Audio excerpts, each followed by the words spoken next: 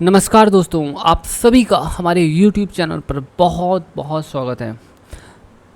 तो बच्चों, आज हम बात करने वाले हैं मैक्सवेल इक्वेशंस की। तो मैक्सवेल इक्वेशंस जो हैं, ठीक है, हम बात करने वाले हैं थर्मोडायनेमिक्स में जो मैक्सवेल इक्वेशंस होते हैं, ठीक है, थर्मोडायनेमिक्स में जो मैक्सवेल इक्वेशंस होते हैं हम उनकी बात कर रहे हैं कि उन इक्वेशंस को कैसे मेमोराइज करना है, कैसे उन्हें डिराइव किया जाता है और इनके यूजेस क्या क्या हैं। तो बच्चों देखो, ये होते हैं मैक्सवेल इक्वेशंस, ठीक है। ये आपने फिजिक्स में थर्मोडायनेमिक्स में पढ़े होंगे, ठीक है। सबसे पहला क्वेश्चन है इनको याद कैसे करना है, हाउ टू मेमोराइज। दूसरा है हाउ टू डिराइव और तीसरा है यूजेस। तो इसके लिए हम कुछ क्वेश्चंस भी करेंगे, ठीक है। तो आज का लेक्चर बहुत इंटरेस्टिंग होगा। बहुत सारे मेरे स्टूडेंट्स ने मुझसे कंप्लेंट किया हुआ है कि उन्हें मैक्सवेल इक्वेशंस याद ही नहीं होते हैं, they are unable to memorise them. जबकि ऐसा नहीं है, इन्हें बहुत आसानी से याद किया जा सकता है। एक ट्रिक है ना। अच्छा, इनको हमें याद क्यों करना है? आपको इन्हें याद इसलिए करना है क्योंकि जब आप इन्हें याद रखेंगे तभी आप CSIR नेट, ठीक है, गेट, जेस्ट, टीफर, जैम, इन सभी के जो क्वेश्चंस हैं वो तभी सॉल्व हो सकते हैं जब आप इन थर्मोडायनामिक रिलेशंस को याद रखते हैं, ठीक है। जब आपको याद रहेंगे ना तभी आप सॉल्व कर सकते हो, otherwise you won't be able to solve them, ठीक है। इसलिए बहुत इंपॉर्टेंट है मैक्सवेल इक्वेशंस रिलेशंस का यूज करके हम थर्मोडायनेमिक्स के बहुत सारे क्वेश्चंस को बहुत आसानी से सॉल्व कर सकते हैं, ठीक है। इसलिए बहुत इंपॉर्टेंट है। तो बिना किसी देरी के जल्दी से स्टार्ट करते हैं कि कैसे मैक्सवेल इक्वेशंस को याद रखा जाता है, ठीक है। So let's start that how we can memorise them first of all, then we will see the derivation as well, ठीक है। तो देखो बच्चों, हम आपको पहले मैक्सवेल इक्वेशंस लिख कर बता देते हैं कि कितने होते हैं। तो बच्चों 4 मैक्सवेल इक्वेशंस होते हैं। Maxwell, let's write relations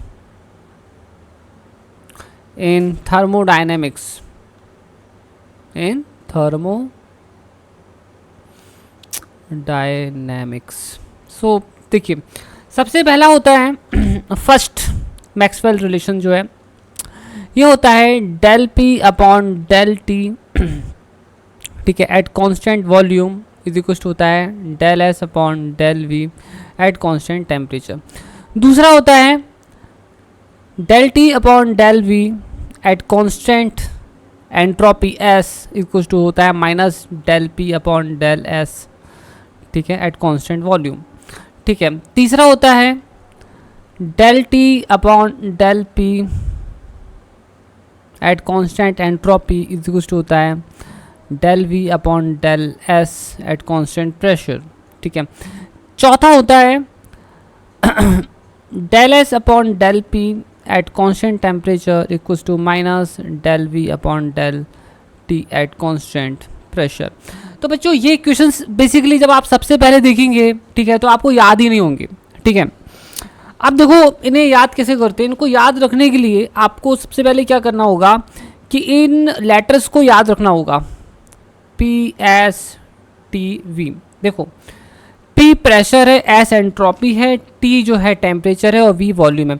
अगर आप इन थर्मोडायनेमिक रिलेशंस को देखोगे तो आप अगर आप इन मैक्सवेल इक्वेशंस को देखोगे तो आपको पता चलेगा कि यहाँ पर इन्हीं वेरिएबल्स को क्या है रीअरेंज किया जा रहा है डिफरेंट वेज में, ठीक है। अब देखो कैसे इनको अरेंज करना है। तो देखो हम यहाँ पर क्या करेंगे, ठीक है, आपको इनको पहले याद रखने होगा।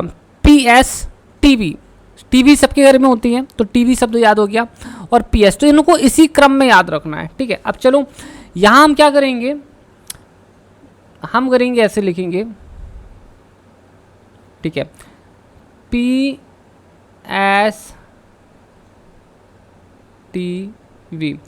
आपको इनको ऐसे लिख लेना है जैसे मैंने लिखा है PSTV, ठीक है। और अब हम यहाँ पर करेंगे del P upon del T, ठीक है, equals to del S upon del V. अब आप बोलोगे सर ये कैसे लिखा? देखो ये P यहाँ आ गया, ये T यहाँ आ गया, ये S यहाँ आ गया और ये V यहाँ आ गया। बहुत इजी है, ठीक है, ठीक है। अब आप बोलोगे कि यहाँ पर कुछ और भी चीज़ लिखी रहती है, जैसे ये लिखा रहता है, इसका क्या करना है? ये तो बहुत ईजी है। देखो इसमें क्या करना है आपको कि इसका वाला V जो है उसको यहाँ लिख देना है और इसका वाला जो T है उसको आपको यहाँ लिख देना है। क्लियर? ये बन गया आपका फर्स्ट मैक्सवेल इक्वेशन। ठीक है, अभी पूरा नहीं बना है, बताऊंगा आपको। ठीक है, मतलब पूरा बन गया है, बट पहले पूरी बात सुन लीजिएगा। ठीक है, अभी 20 से वीडियो छोड़ के मत जाना। ठीक है, और सब्सक्राइब जरूर कर लेना चैनल को, अभी नहीं तो आधा ज्ञान आपको मालूम है ना खराब होता है। अब हमें क्या करना है, साइक्लिक ऑर्डर में घुमाना है। तो यहाँ आ जाएगा एस, यहाँ आ जाएगा पी, यहाँ आ जाएगा वी, यहाँ आ जाएगा टी। ठीक है, according in the same way del S upon del P. ठीक है, del S upon del P equals to del V upon del T. ठीक है, यहाँ पर आएगा टी क्योंकि यहाँ पर था टी, यहाँ पर आएगा पी क्योंकि यहाँ पर है पी। ठीक है, ये आ गया सेकेंड वाला जो मैक्सवेल इक्वेशन होता है उसमें नेगेटिव साइन आता है, ये आपको याद रखना है। ठीक है, अब हम आ जाते हैं नेक्स्ट। अब आप एक बार और साइक्लिक वे में घुमा दीजिए। ठीक है, तो यहाँ हो जाएगा v, यहाँ हो जाएगा s, यहाँ हो जाएगा p, यहाँ आ जाएगा t। ठीक है, ये हो जाएगा del v upon del s। ठीक है, equals to del t upon del p। यहाँ पर आएगा p, यहाँ पर आएगा s। ठीक है, इन दोनों को इंटरचेंज कर देना है यहाँ पर। ठीक है, इसमें ये पॉजिटिव रहते हैं। ठीक है, इसके बाद आएगा हमारा, ठीक है, फोर्थ वाला। ठीक है, तो ये हो गया हमारा थर्ड। ठीक है, अब हम आ जाते हैं हमारे फोर्थ वाले में। फोर्थ वाले में क्या करना है आपको, इसको एक बार और घुमा देना है। तो ये हो जाएगा टी वी एस पी। ठीक है, अब हो जाएगा del T upon del V upon, ठीक है अभी बताता हूँ, del P upon del S. इन दोनों को इंटरचेंज कर दो, एस और वी। ठीक है, आखिरी वाले में भी नेगेटिव साइन आएगा। तो अब चलो मैं आपको बता दूं कि यहाँ वाले में, थर्ड में और फोर्थ में जो है नेगेटिव साइन आता है। ठीक है, बाकियों में नहीं आता है। थर्ड में और फोर्थ में आता है और बाकियों में नहीं आता है। ठीक है, इतना याद रखना।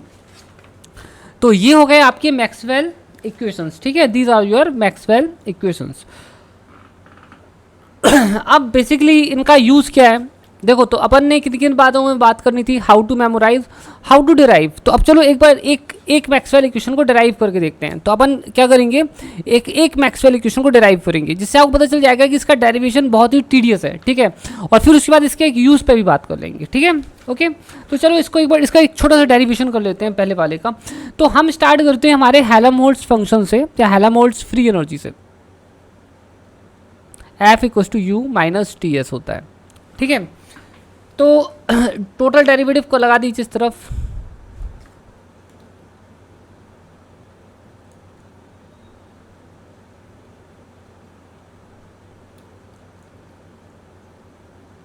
ठीक है, ओके। इसके बाद आपको क्या करना है, ठीक है, यहाँ पर हम सभी लोग जानते हैं कि Q, जो भी हम basically first law of thermodynamics में लिख देता हूँ। ठीक है, तो मैं क्या करूँगा कि मुझे यहाँ से जो U है इसकी वैल्यू को मैं यहाँ पुट कर दूँगा। ठीक है, तो ये हमारा हो जाएगा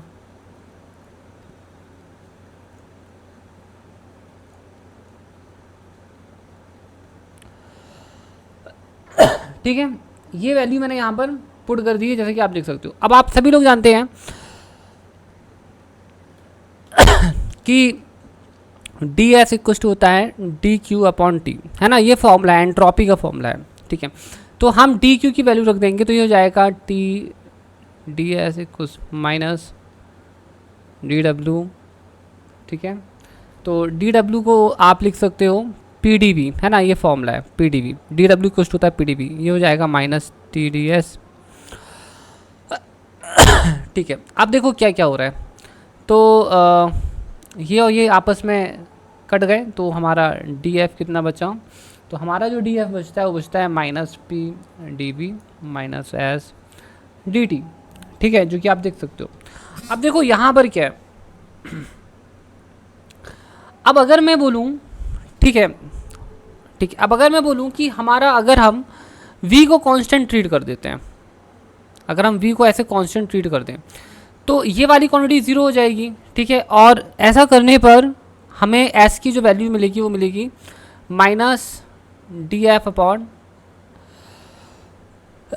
डी टी। ठीक है, और अगर मैं बोलूँ कि मैं t कांस्टेंट कर रहा हूँ तो ये क्वांटिटी ज़ीरो हो जाएगी। ऐसे केस में मुझे क्या मिलेगा, तो मैं यहाँ लिख दूंगा कि हमने v को कांस्टेंट किया था, ठीक है। अगर मैं t को कांस्टेंट करता हूँ तो ये क्वांटिटी 0 हो जाएगी और मुझे मिलेगा p का value minus df upon dv eight constant temperature, ठीक है। अब हम एक काम करते हैं, ठीक है, अब आपको बताते हैं क्या करना है आपको। अब हम यहाँ पर क्या कर सकते हैं, इक्वेशन 3 में इसको एक काम करते हैं, इसको ना दोनों तरफ डिफरेंशिएट कर दीजिए, just differentiated on both the sides, del S upon del V कर दीजिए और इसे करिए एट कांस्टेंट टेम्परेचर, ठीक है। ठीक है, तो ये हमारा हो जाएगा minus del F upon del V del T. इस वाले को ना आप डिफरेंशिएट कर दीजिए विथ रिस्पेक्ट टू, किसके रिस्पेक्ट में करना है, यहाँ पर टी है, ठीक है। वेट वेट बता रहा हूँ और ऐसा क्यों किया हम वो भी आपको बता देंगे। इसे कर दीजिए आप टी के रिस्पेक्ट में,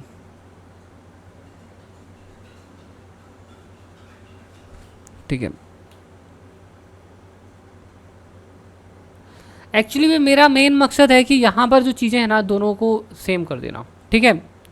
तो आप देखोगे कि ये दोनों साइड्स एकदम सेम आ चुके हैं, ठीक है। इस कारण से ये दोनों सेम होने चाहिए, है ना।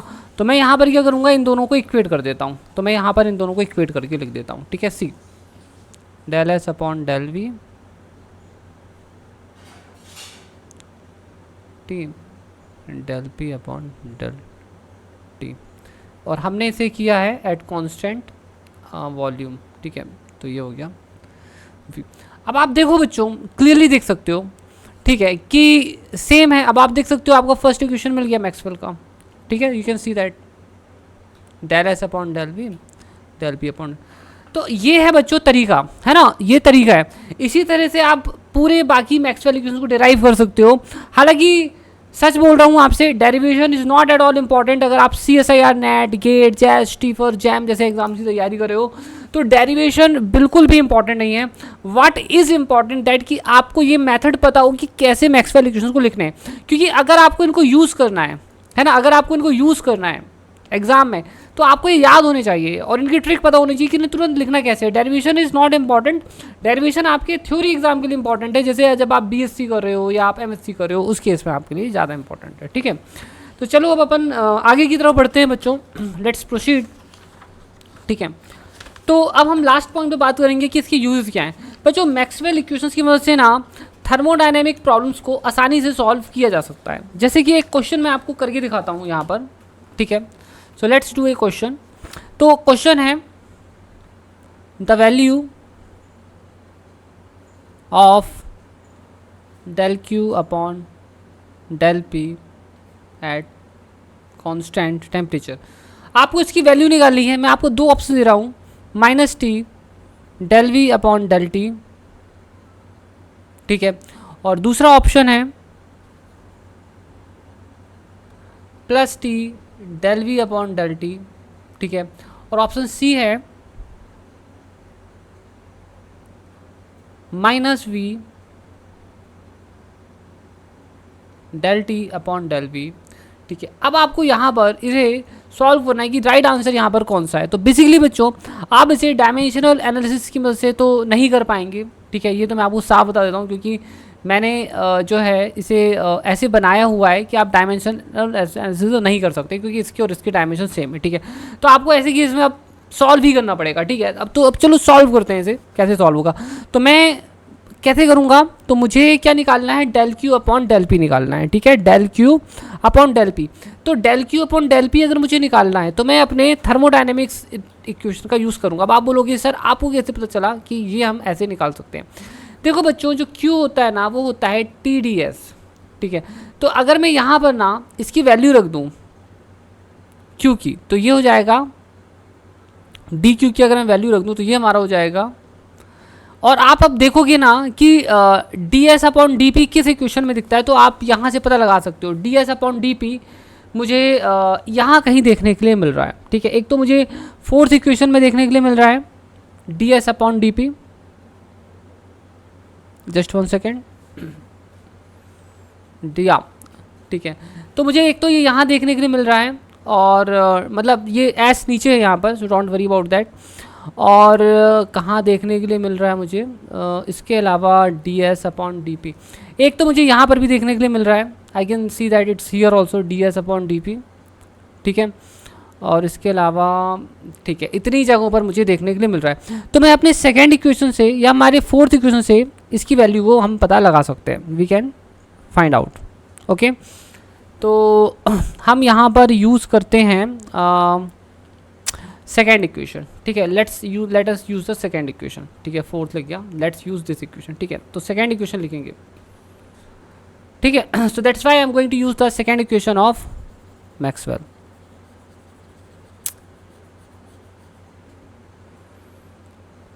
So by Maxwell's second equation,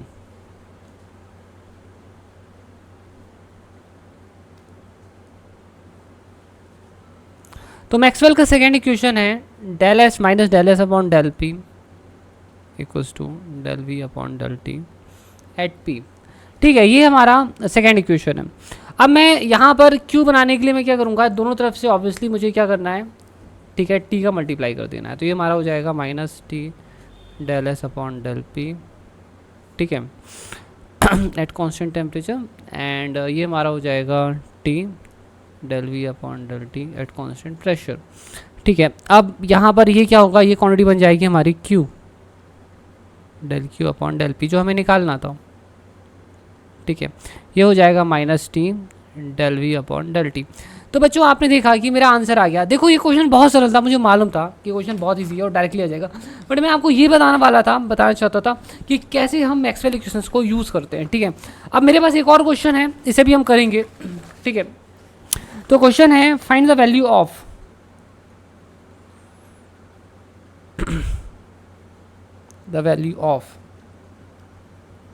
D P upon D T, ठीक है। यहाँ पर दो ऑप्शंस हैं। ऑप्शन ए है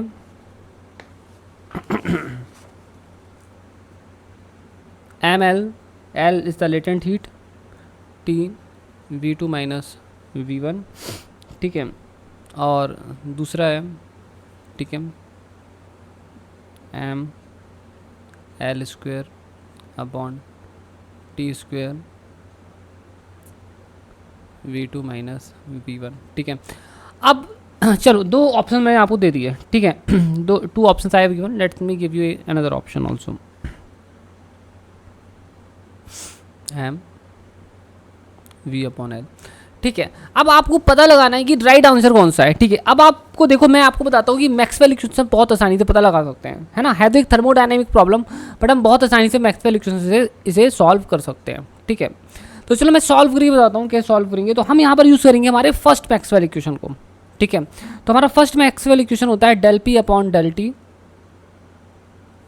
देखो ये आपको याद रहना चाहिए, अगर आपको याद नहीं रहेंगे तो आप डेफिनेटली कभी नहीं कर पाओगे क्वेश्चंस, ठीक है, ठीक है। तो ये हो गया आपका। अब हम यहाँ पर क्या करेंगे, दोनों तरफ टी का मल्टीप्लाई कर देंगे, तो T del P upon del T, T del S upon del V T, ठीक है। अब ये क्या है आपका, क्यू बन जाएगा डी क्यू, ठीक है। सॉरी उल्टा हो गया, उल्टा कर दिया बेसिकली। ये बनेगा आपका क्यू,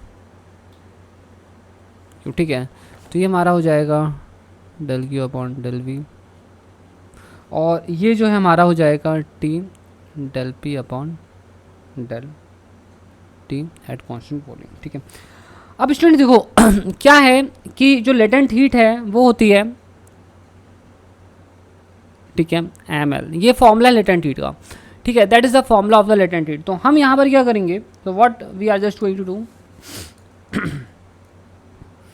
हम यहाँ पर सिंपली इसकी जो वैल्यू है ml ये पुट कर देंगे, ठीक है।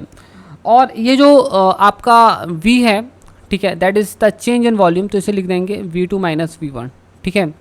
और ये वाला जो t है ये यहाँ पर ट्रांसपोज हो जाएगा, ठीक है। और ये हो गया आपका del P upon del T. अब मैंने ये जिन क्वांटिटी को कांस्टेंट रखा था मैं उनको ड्रॉप आउट कर दिया हूँ, ठीक है।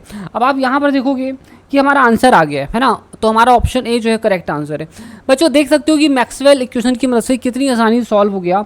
और बच्चों ये इक्वेशन कोई साधारण इक्वेशन नहीं है जो लास्ट में मिला है, एक्चुअली इसे हम कहते हैं Clausius Clapeyron equation. This is called Clausius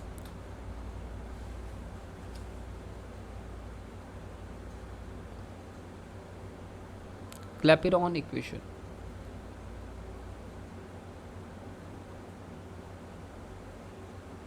जो कि एक बहुत इंपॉर्टेंट इक्वेशन है थर्मोडायनेमिक्स में, ठीक है, जो कि आपको याद होना ही चाहिए।